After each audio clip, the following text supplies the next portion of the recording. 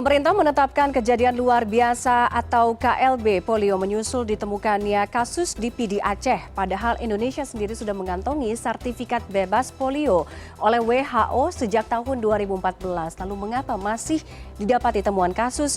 Bergabung Hermawan Saputra, Dewan Pakar IAKMI. Selamat malam Pak Hermawan.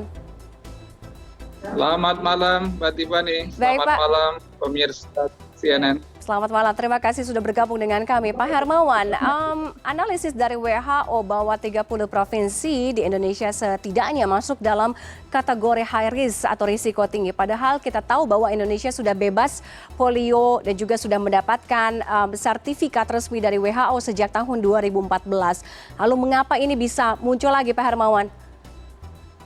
Kalau kita lihat riwayatnya Mbak Tiffany, sejak tahun 1995 sebenarnya WHO sudah dilaporkan bahwa di Indonesia pun sudah tereradikasi untuk kasus polio ini. Tetapi sejak adanya Global Polio Eradication Initiative oleh WHO, itu memang ditargetkan antar negara dan juga berbagai wilayah, terutama negara-negara berkembang seperti di Asia Tenggara, betul-betul memastikan diri. Tetapi dilalah di tahun 2005 kita juga mendapatkan muncul kasus yang ada di sekitar Jawa Barat, dan itu juga dimiripkan dengan kasus yang terjadi di Sudan saat itu. Di tahun 2006 juga ada, 2018 juga pernah, dan sekarang di 2022. Artinya adanya juga sertifikasi yang keluar dari WHO itu adalah sebagai bentuk keberhasilan program, terutama untuk vaksinasi. Kita masih mengingat Mbak Tiffany, bagaimana kita memiliki program yang namanya PIN ya, ini menjadi program nasional Pekan Imunisasi Nasional, dan ini fokus pada kampanye polio yang 5 tahun terakhir program ini tidak segencar yang dilakukan sebelum tahun 2017. Jadi memang kita perlu diingatkan kembali bahwa polio ini adalah virus yang cukup laten, dan resiko perubahan lingkungan juga membuat resiko virus polio ini kembali ada. Dan bahkan di negara seperti Amerika dan Inggris, sesungguhnya didapatkan bahwa virus polio itu masih eksis, ditemukan pada limbah perkotaan, dan tentu saja virus polio ini bukan hanya PR negara berkembang dan juga negara miskin, tetapi bahkan negara-negara maju di dunia. Maka itu perlu kita waspadai kembali sebagai suatu penyakit yang memiliki fatality cukup tinggi. Severity cases kasus ini kan bisa menyebabkan kelumpuhan hingga kematian. Maka satu kasus sama berartinya dengan banyak kasus, sehingga memang dikategorikan outbreak. Nah, ini yang memang harus kita waspadai, Mbak Tiffany. Oke, Pak Hermawan, penguatan surveillance, kita tahu surveillance AFP atau acute flaccid paralysis bisa menjadi upaya yang bisa kita lakukan di samping tentunya menggenjot cakupan vaksinasi atau imunisasi itu tadi. Tapi bagaimana kita memastikan ini bisa berjalan maksimal, on the right track? Ya, tentu saja ada yang berkaitan dengan PHBS, perilaku hidup bersih dan sehat.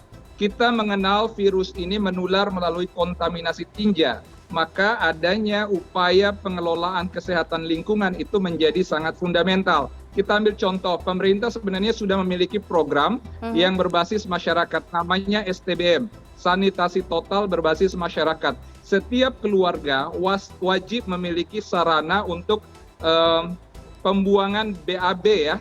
Jadi buang hajat itu harus pada jamban masing-masing keluarga. Kalau pada level tertentu juga bisa pada level komunal. Maka itu kita mengenal upaya ini yang memang berbasis masyarakat yang dikenal dengan STBM.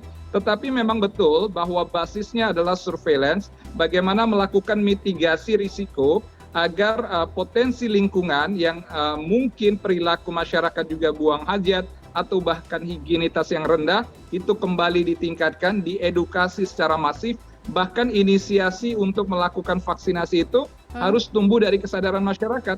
Karena virus polio ini sebetulnya tidak hanya menyerang balita, tetapi kalau balita yang diserang maka fatality-nya menjadi sangat tinggi sekali, Mbak Tiffany. Oke, melakukan vaksinasi itu pada dasarnya memang harus dari kesadaran, apalagi sebenarnya pemerintah Indonesia memiliki program, tadi Pak Hermawan sudah sebutkan PIN ya, Pekan Imunisasi Nasional, tapi mungkin sekitar 5 tahun terakhir capaian atau upayanya tidak segencar yang sebelumnya.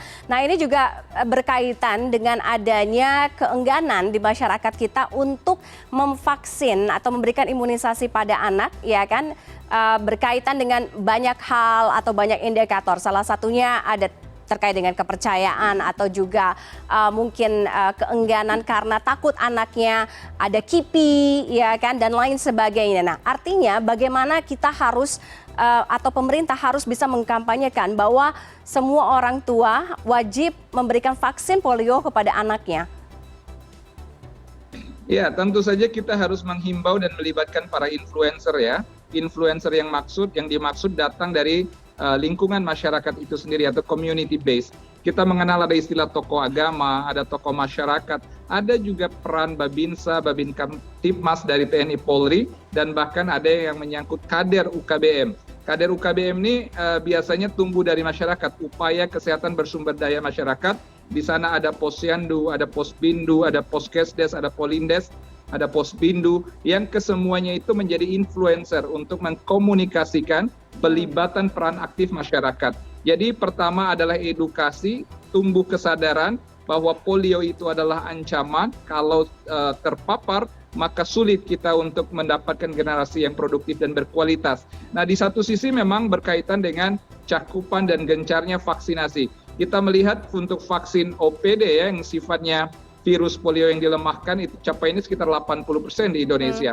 Tetapi juga bisa yang sifatnya IPV ya, atau yang inactivate virus. Nah, ini juga yang minim resiko. Tetapi upaya-upaya vaksinasi ini kembali lagi harus di-matchingkan dengan kesadaran masyarakat yang ditumbuhkan melalui community organization and community development. Artinya bagaimana masyarakat diorganisasi dan dikembangkan sedemikian rupa menjadi sebuah rekayasa gerakan sosial untuk mau memastikan bayi balita itu untuk divaksin polio. Dan ini menjadi tugas, tidak hanya tugas negara atau pemerintah, tetapi memang tugas masyarakat yang tumbuh dari kesadaran bersama. Dan yang paling pokok tadi di awal saya sampaikan adanya PHBS, perilaku hidup bersih dan sehat. Kalau kita terbiasa mengonsumsi makanan yang berkualitas, diikuti dengan perilaku mencuci tangan yang bersih dan juga sanitasi yang bersih, maka sebenarnya resiko terjadinya outbreak polio ini sangat minim. Dan mudah-mudahan kalau ini kembali kita gencarkan, kita kampanyekan,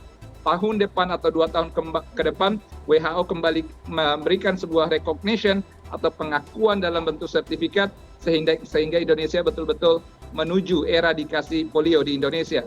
Baik, terima kasih Pak Hermawan Saputra, Dewan Pakar IAKMI sudah bergabung kepada kami. Mudah-mudahan pemerintah bisa terus menggenjot capaian vaksinasi untuk polio ini dan juga masyarakat semakin aware, meningkatkan kesadaran berapa penting harus memberikan vaksin kepada anak-anak mereka.